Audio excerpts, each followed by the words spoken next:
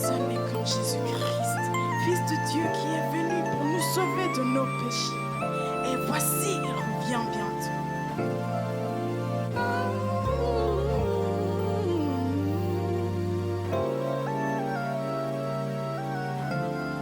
Voici, il vient au son de la trompette, chevauchant les nuées, brillant comme le soleil, que lève la voix, c'est le jubilé, car du mont Sion, ton Seigneur vient.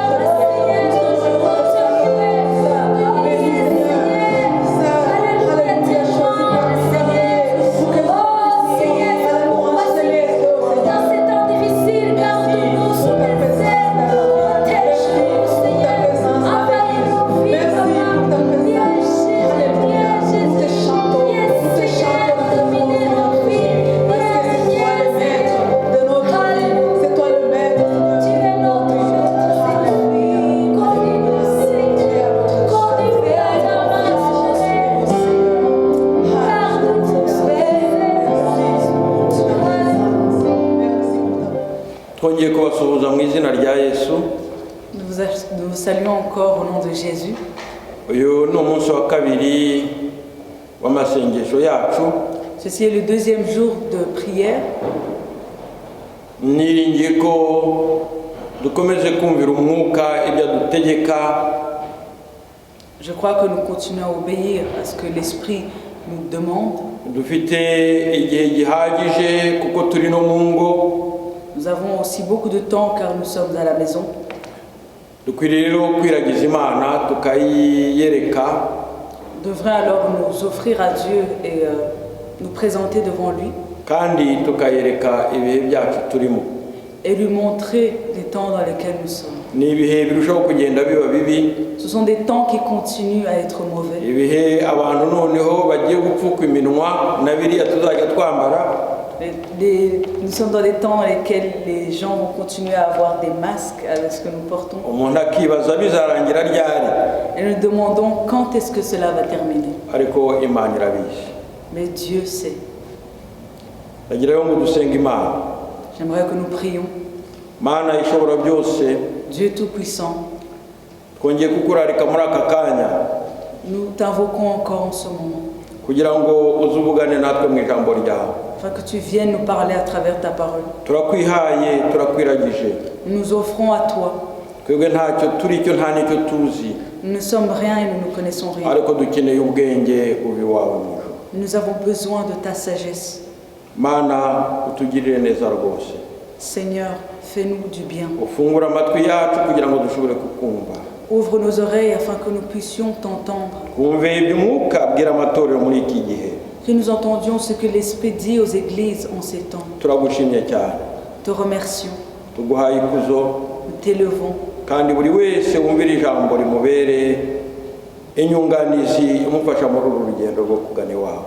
Et que chaque personne qui entend cette parole lui soit un encouragement dans cette marche vers la terre promise. Kugeza ubwo tuzarangiza urugendo amahoro. Jusqu'à ce que nous terminions ce voyage en paix. Urakoze cyane Nyagasani. Merci Seigneur. Tugushyize hejuru mu izina rya Yesu. Nous t'élevons au nom de Jésus. Amen. Amen. Icyigisho cya none L'enseignement de ce moment ni isezerano ry'amahoro. c'est l'alliance de paix. Isezerano ry'amahoro ku bwoko bw'Imana. L'alliance de paix envers le peuple de Dieu. Reka dusome rero muri Malaki. Lisons en Malachie. Duhere ku murongo wa 10 igice cya mbere. Chapitre 1 du verset 10. Hanyuma tugeze ku gice cya kabiri n'ubundi umurongo wa 10. Umurongo wa 9 pardon. Nous allons continuer sur le chapitre 2 jusqu'au verset 9. Dusome. Lisons.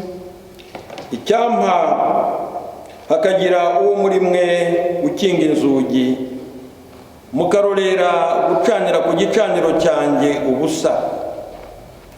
Simbishimira na hato ni ku Uwiteka Nyiringabo avuga.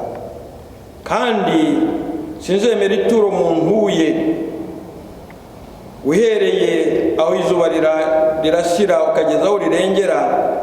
Izina ryanjye rirakomeye mu banyamahanga, kandi ahantu hose bosereza izina ryanjye imibavu bakantura amaturo aboneye, kuko izina ryanjye rikomeye mu banyamahanga, ni ku Uwiteka Nyiringabo avuga.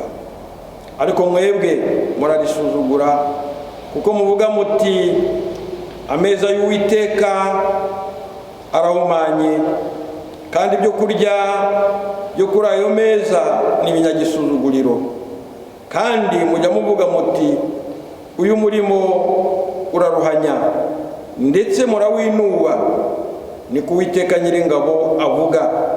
Kandi muzane icyo munyaze ku maboko n'igicumbagira n'ikirwaye, ayo niyo maturo muntura, mbese ibyo muzana bene ibyo nabyakira, ni ko Uwiteka abaza. Ariko hava umwe uriganya, ufite isekurume mu mukumbi we akayihiga, yajya guhigura Uwiteka akamuhigura ifite inenge, kuko ndi umwami ukomeye, ni ko Uwiteka Nyiringabo avuga, kandi izina ryanjye ni irinyagitinyiro mu banyamahanga. Nuko rero mwabatambyi mwe, iri tegeko ni mwe nditegetse, nimwanga kumva mukanga kuryitaho, ntimuheshe izina ryanjye icyubahiro, nzabavuma wa muvumo, ndetse n'imigisha yanyu nzayivuma, nako maze kuyivuma kuko mutitaye ku itegeko ryanjye, ni ko Uwiteka Nyiringabo avuga. Dore nzahana imbuto zanyu, ariko mwe ari mwe mu binteye, kandi nzabasiga amayezi ku maso, n'ay'ibitambo byanyu muzayoranwa nayo. Ubwo nibwo muzamenya ko ari jye wategetse iri tegeko, nkariboherereza kugira ngo isezerano nasezeranye na Lewi ridakuka, ni ko Uwiteka Nyiringabo avuga. Isezerano nasezeranye nawe ryari ubugingo n'amahoro, nabimuhereye kugira ngo anyubahe, maze aranyubaha, ahindishwa umushyitsi n'izina ryanjye.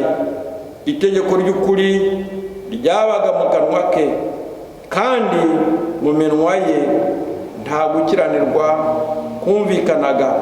Yagendanaga nanjye mu mahoro no mu byo gukiranuka, yahinduraga benshi bakareka icyaha, kuko akanwa k'umutambyi gakwiriye guhamya iby'ubwenge, kandi abantu bakwiriye kuba ari we bashakiraho amategeko, kuko ari we ntumwa y'Uwiteka Nyiringabo.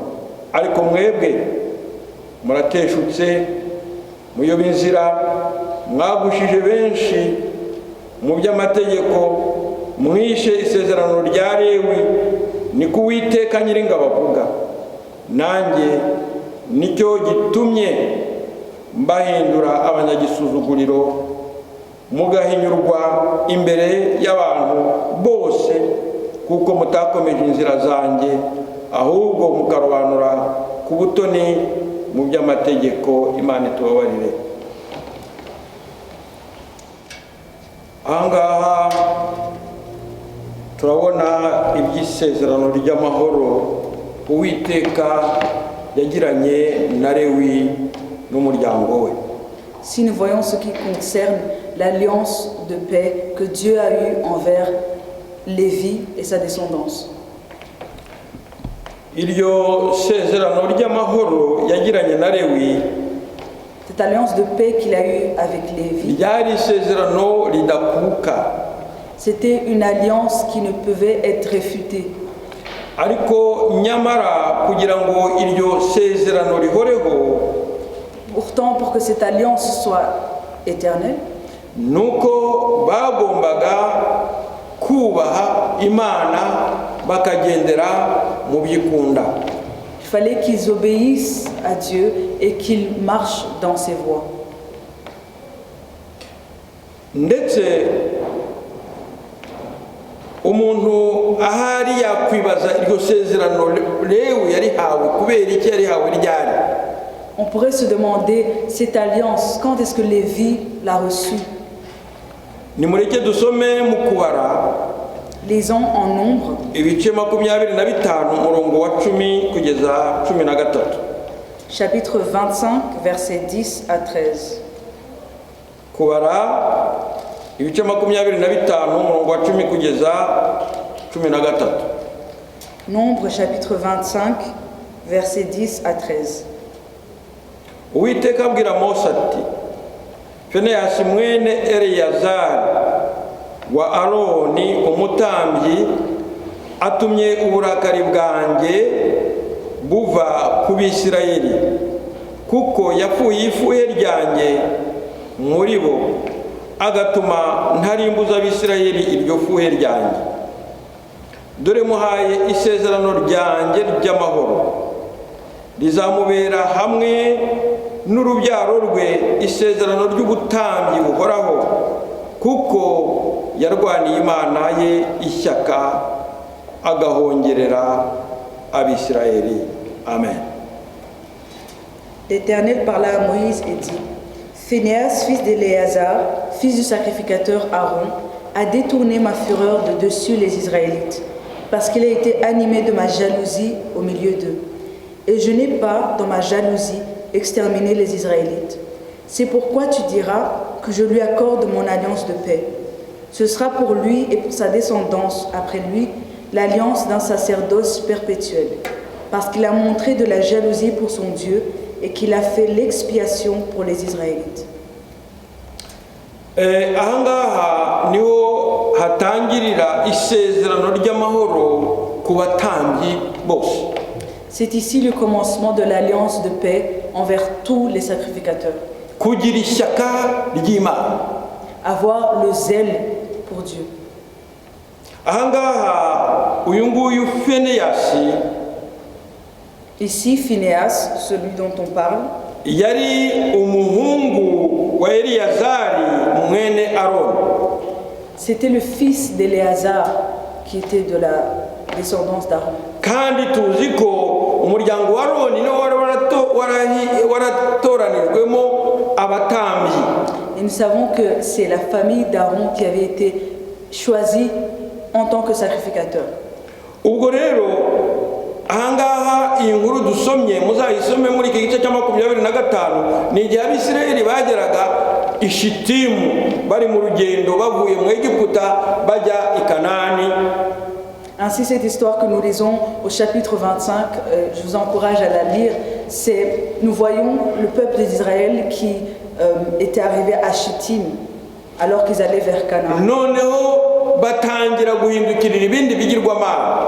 Et ils se sont détournés de Dieu, ils sont allés vers des idoles.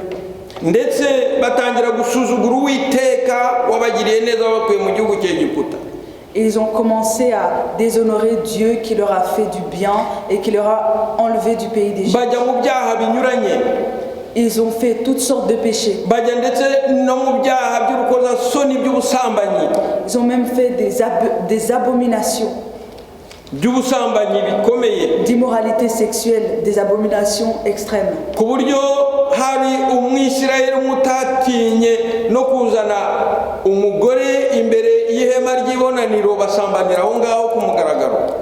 Au point où un Israélite a osé venir avoir des relations sexuelles devant la tente d'assignation.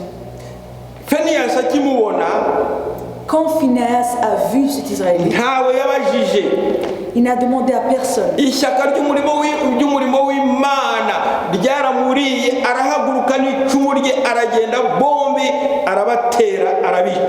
Le zèle du service de l'Éternel l'a emporté et il est parti et tous les deux, il les a tués à travers une lance.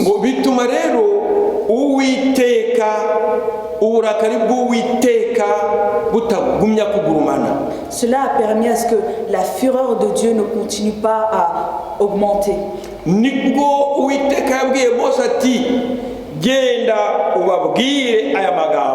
C'est alors que Dieu a dit à Moïse, va et donne-leur ces paroles.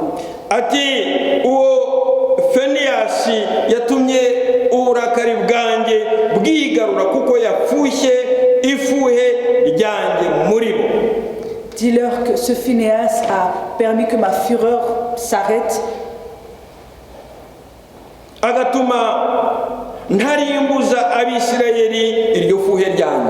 Et il a permis que je n'extermine pas les Israélites de par ma fureur. Et c'est pour cela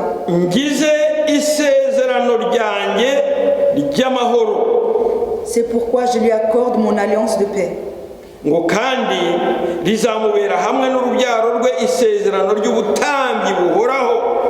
Ce sera pour lui et pour sa descendance, après lui, l'alliance d'un sacerdoce perpétuel. ngo kuko yarwaniye imana ye ishyaka Parce qu'il a montré de la jalousie pour son Dieu.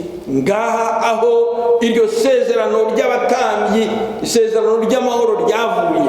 C'est d'ici que vient l'alliance de paix envers les sacrificateurs. kugira ishyaka ry'umurimo w'Imana, Avoir le zèle du service de Dieu. kugira ufuhira umurimo w'Imana. Avoir une jalousie pour le service de Dieu. Imana ishimwe cyane. Que Dieu soit loué. icyaduha natwe ngo iryo shyaka turigire, Ayons nous aussi, que chacun d'entre nous puisse icyaduha natwe ngo iryo avoir fuhe turigirira abantu bonona umurimo w'Imana. que cette jalousie, nous puissions l'avoir envers ceux qui déshonorent le service de Dieu. bene data, hariho benshi bari mu murimo w'Imana ariko batari bakwiriye kuwubamo kuko bawukoze isoni. Frères et sœurs, il y a plusieurs qui sont dans le service de Dieu, mais qui ne devraient pas en faire partie. kuba mu murimo w'Imana ariko ukawubanamo n'ibyaha, Être dans le service de Dieu, mais aussi être dans le péché. ugashaka ko abandi bahinduka kandi wowe utarigeze uhinduka. Et tu cherches à ce que les autres changent alors que toi non plus tu n'as pas changé. ibyo ngibyo ntaho bitaniye na bariya Finehasi yicishije icumu. Cela n'est pas de l'ordre de ce que Phinéas a fait lorsqu'il a tué ces deux avec la lance. bene data, tube maso Frères et sœurs, kugira ngo umurimo w'Imana tuwugirire ifuhe.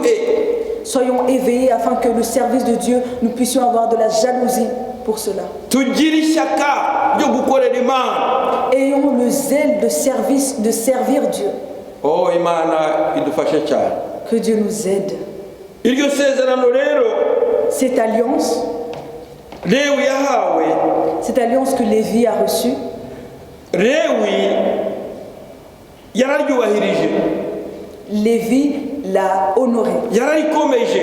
Il a respecté, il a continué. turabisanga ko Lewi mu mibereho ye Lévi, dans son comportement, yubashye Imana, il a obéi Dieu. ngo kandi ngo Lewi aranyuba ngo ndetse agahindishwa umushyitsi n'izina ryanjye. Dieu a dit que Lévi m'obéit et il tremble à la sainteté de mon nom. nyamara se ni kangahe tuza twibwira tukaza mu nzu y'Imana tuje gusa kuyiribata ariko ntidutinye Imana ko tugeze mu ihema ryayo. Combien de fois nous venons dans le temple de Dieu et nous venons pour lui demander des choses, mais nous ne prêtons pas attention à son nom. izina ry'Imana rirakomeye bene data, Le nom de Dieu est puissant. kandi dukwiriye guhinda umushyitsi no kuvuga izina ry'Imana kandi turivugana ibyaha, turivugana agasuzuguro. Kuvuga izina ry'Imana twuzuye ibyaha no kuvuga ngo niko gusuzugura izina ry'Imana. Nous devrions trembler même au fait de prononcer le nom de Dieu ou de le faire avec des péchés, parce que le fait de le prononcer avec des péchés, c'est un manque de respect. ni ukutamenya C'est de ubukomere bwayo. c'est ignorer la puissance de ce nom. ngo itegeko ry'Uwiteka ryabaga mu kanwa ke, kandi no mu minwa ye nta gukiranirwa kumvikanagamo. La loi de l'Éternel était dans sa bouche et il n'y avait pas d'injustice sur ses lèvres. ngo yagendanaga n'Imana iteka kandi bakagendana mu mahoro no mu byo gukiranuka. Il marchait toujours avec Dieu et il marchait dans la paix et dans la justice. oh Imana ishimwe cyane. Que Dieu soit loué. icyaduha ngo natwe abakristo ba none tugendane n'Imana, tugendane nayo mu mahoro, tugendane nayo mu gukiranuka kwayo. Si seulement nous aussi, nous les chrétiens d'aujourd'hui, marchions avec Dieu dans sa paix et dans sa justice. twebwe dushaka amahoro gusa, Nous voulons juste la paix. ariko gukiranuka byageraho bikatunanira. Mais lorsqu'il arrive à la justice, nous n'y arrivons pas. ibyo ngibyo birashaka ngo dukiranuke nk'uko Imana yacu nayo ikiranuka. Dieu veut que nous soyons justes comme lui aussi est juste. oh Imana ishimwe cyane. Que Dieu soit loué. niba icyaha cyakanaka inshuti yanjye ari icyaha, ni icyaha nyine kimwe n'icyaha cyakanaka utari inshuti yanjye. Le péché de telle personne qui est mon ami, c'est le même péché que telle personne qui n'est pas forcément mon ami. kandi nkwiriye kuba icyaha byose nkaba icyaha kimwe. Et je devrais tous les deux les condamner. icyaha cy'uwo tuba indimwe nkwiriye kujya icyaha nk'icyaha cy'uwo tudasangiye amaraso ku buryo bw'umuntu. Je devrais condamner le péché de telle personne qui est dans ma famille, tout comme telle personne qui n'est pas dans ma famille. Lewi ibyo ngibyo yarabikoze, Lévi l'a fait. arabyubahiriza Il a kubera respecté isezerano ry'amahoro Uwiteka yari yaramuhaye. à cause de l'alliance de paix que Dieu lui avait donnée. ngo yahinduriraga benshi bakareka ibyaha. Il a permis à ce que plusieurs puissent laisser le péché. Yo bene data, nidushake abaheze mu byaha, bakiri mu byaha, tubabwiriza ubutumwa bwiza, tubagezeho inkuru nziza y'agakiza, tubagarure bave mu nzira zabo mbi bihana ibyaha byabo.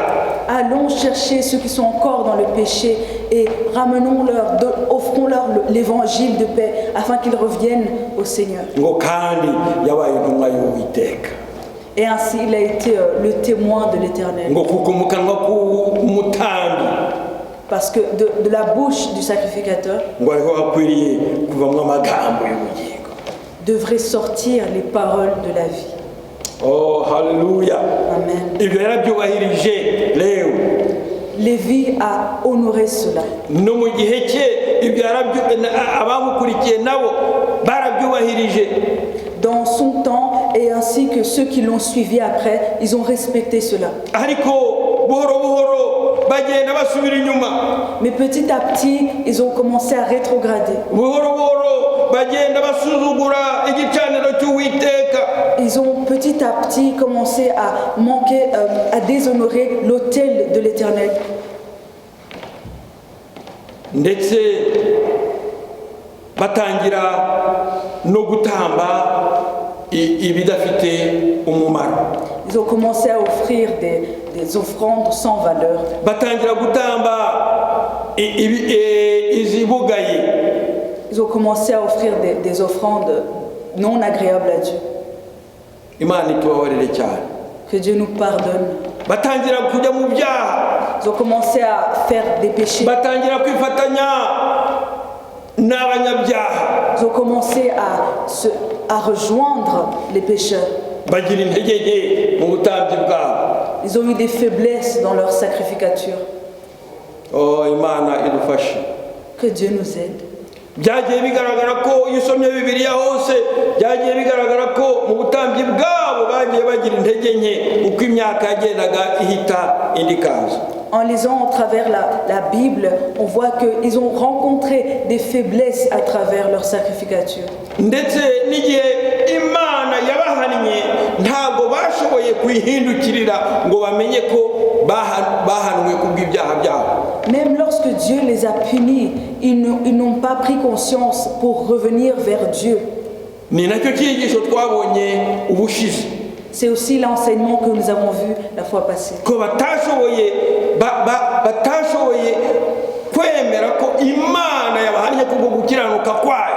Ils n'ont pas pu accepter que c'est Dieu qui les punissait à cause de leur kandi ikabahanira kugira ngo irusheho kubakangura kugira ngo bayihindukirire. Il les punissait pour qu'ils puissent se réveiller et qu'ils puissent se tourner vers lui. ariko bakomeza kubaza ngo mbese wadukunze ute.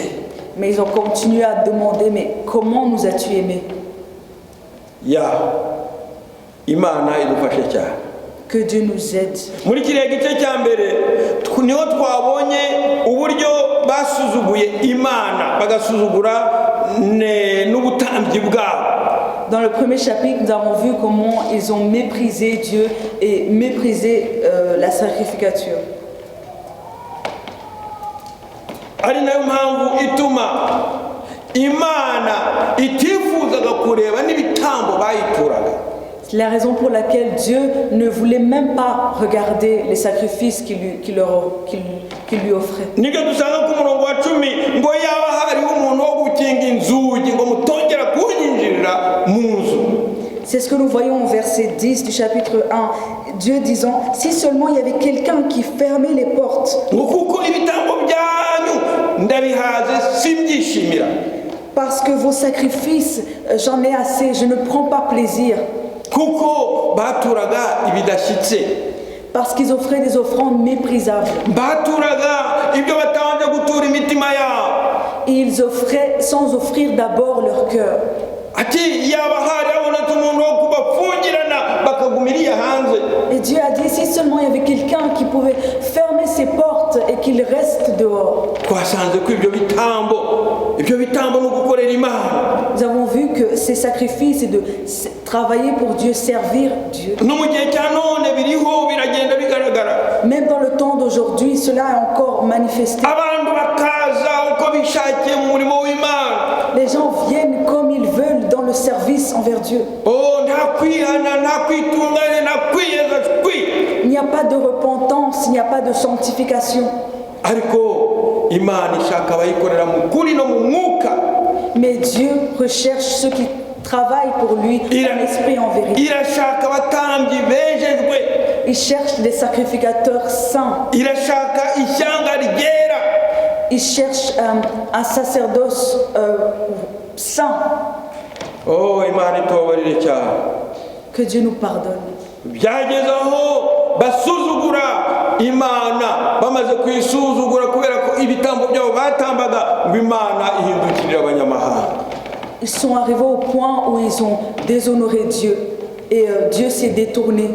kuko ku murongo wa 11 niho dusanga ngo uhereye aho izuba rirasira ukageza aho rirengera, izina ryanjye rirakomeye mu banyamahanga, kandi ahantu hose bosereza izina ryanjye imibavu kandi ahantu hose bosereza izina ryanjye imibavu bakantura amaturo. Imana ishimwe cyane. Que Dieu soit loué. kandi Imana idufashe kugira ngo tubyibuke, Et que Dieu nous aide à s'en rappeler. kugira ngo twibuke iby'urukundo yatugiriye, À nous rappeler de l'amour qu'il a eu envers nous. kuko twahamagariwe kuyikorera, Parce que nous avons été appelés à le servir. twahamagariwe kuba abatambyi. Nous avons été appelés à être des sacrificateurs. ntitwihishe rero inyuma y'ibigaragarira abantu. Alors ne nous cachons pas derrière ce qui est visible aux yeux des hommes. ushobora gutanga amaturo ni byiza, Tu peux offrir des offrandes, c'est bon. ushobora gutanga ibya cumi ni byiza, Tu peux offrir des dîmes, c'est bon. ariko icy'ingenzi ni ugutamba umutima wawe. Mais l'essentiel, c'est d'offrir ton propre cœur. ushobora no gukorera Imana, Tu pourrais même servir Dieu ukayikorera mu mirimo inyuranye mu itorero. en le servant dans plusieurs services.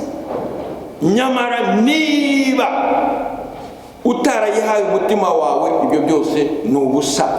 Mais si tu ne lui as pas donné ton cœur, tout cela est vain. ibyo ngibyo nibyo byabwirwaga Abayisiraheli. C'est ce qui était dit au peuple d'Israël. murasuzugura izina ryanjye kuko muntura ibidashyitse. Vous déshonorez mon nom parce que vous m'offrez ce qui est méprisable. murantura ibihumanye. Vous m'offrez des offrandes souillées. niba utamuhaye umutima wawe, ntacyo bimaze byose. Si tu ne lui donnes pas ton cœur, cela ne sert à rien. kugira ngo umutima wawe awiharire, Pour qu'il prenne ton cœur, ubuwe rwose, pour que tu sois complètement à lui. nubwo waza ukaririmba ukitera hejuru, nubwo wakora indi mirimo mu itorero, ibyo ntacyo bimaze. Bien que tu viendrais, que tu chanterais, que tu sauterais, mais tout cela serait vain. ndetse hari igihe kigera ukaza nk'iby'akamenyero gusa.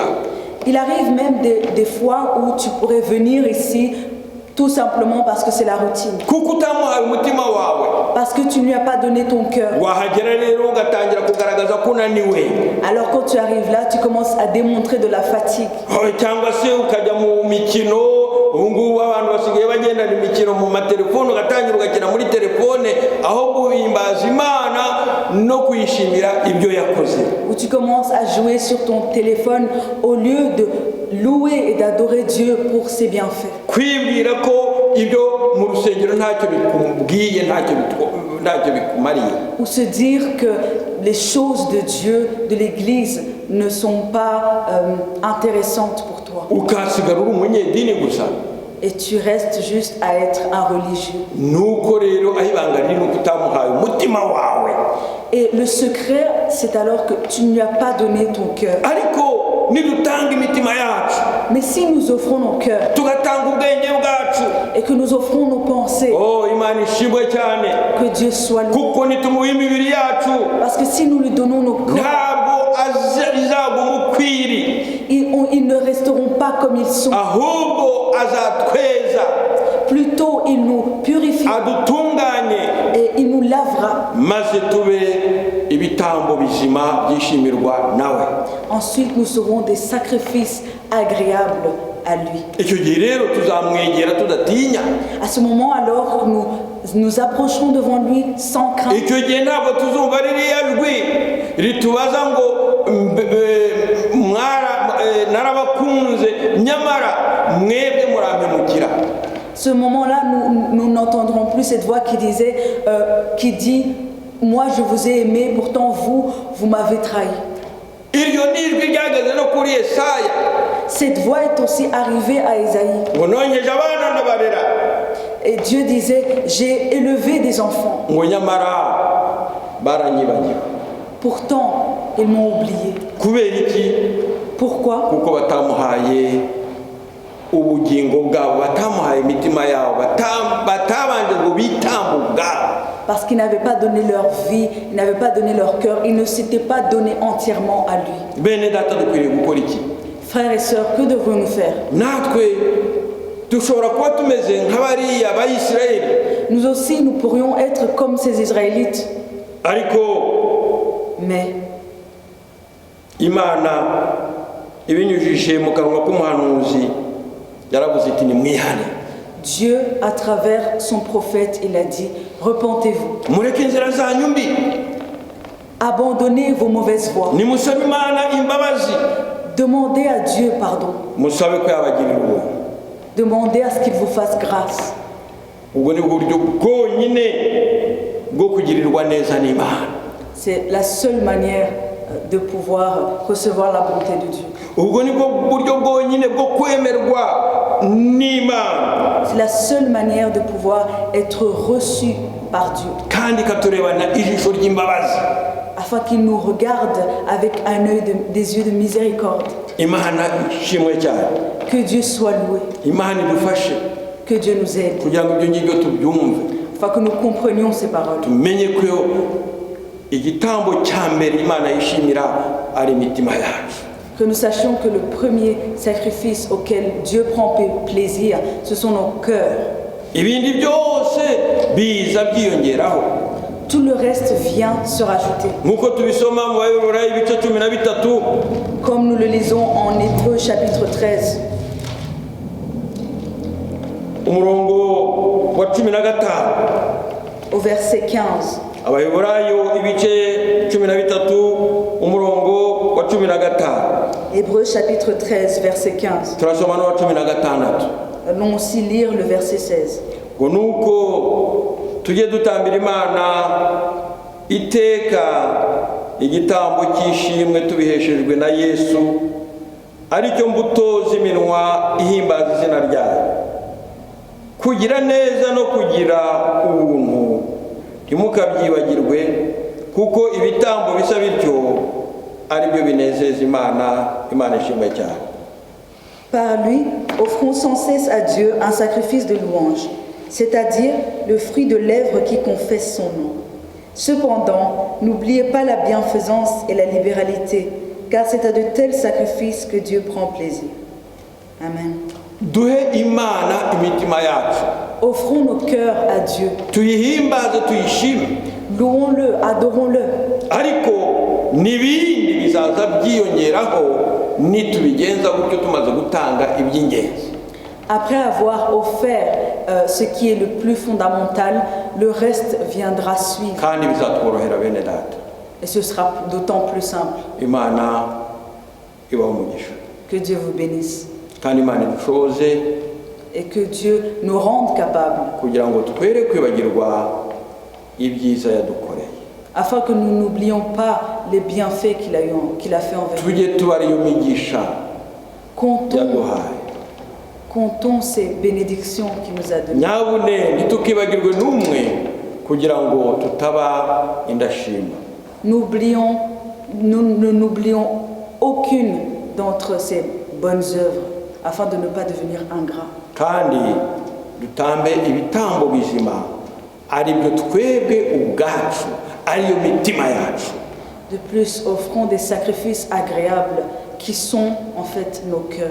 muri iki gihe turi kwiriza dusenga Imana, En ces temps-ci de jeûne et de prière, ndagira ngo ntitukabe indashima, j'aimerais que nous ne soyons pas des ingrats, ahubwo dushimire Imana ibyo yadukoreye.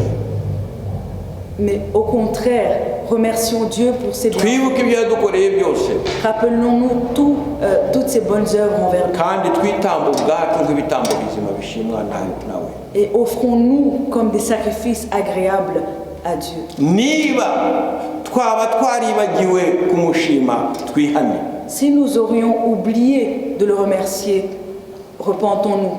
niba twaratambye ibidashyitse nabyo twihane.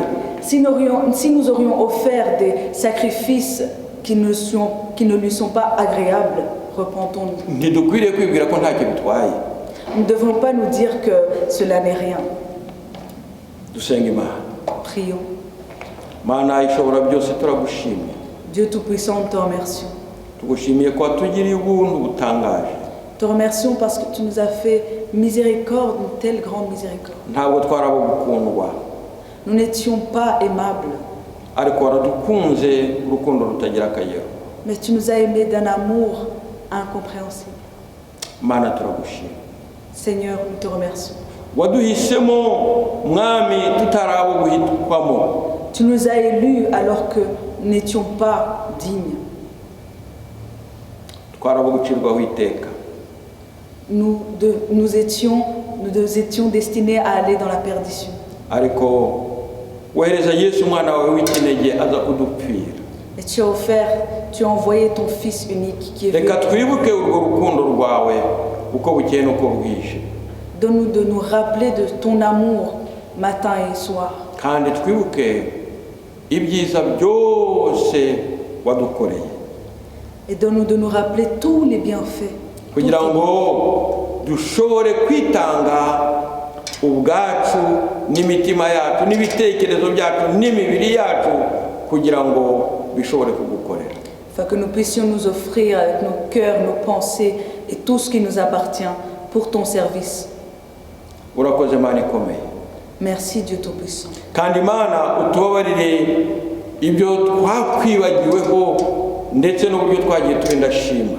Seigneur, pardonne-nous ce que nous avons oublié à propos de toi et notre ingratitude.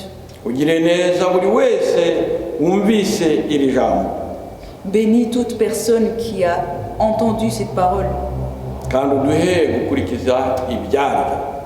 et donne-nous d'y prendre garde. Et de les ureke suivre. umwuka wera akomeze kutuyobora no kutuba bugufi. Que ton Esprit Saint continue à nous conduire et à être près de nous. kandi mwami turagusaba ngo arusheho kuridusobanurira rwose.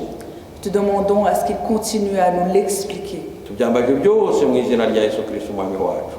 Nous le demandons au nom de Jésus-Christ, notre Roi. Amen. Amen.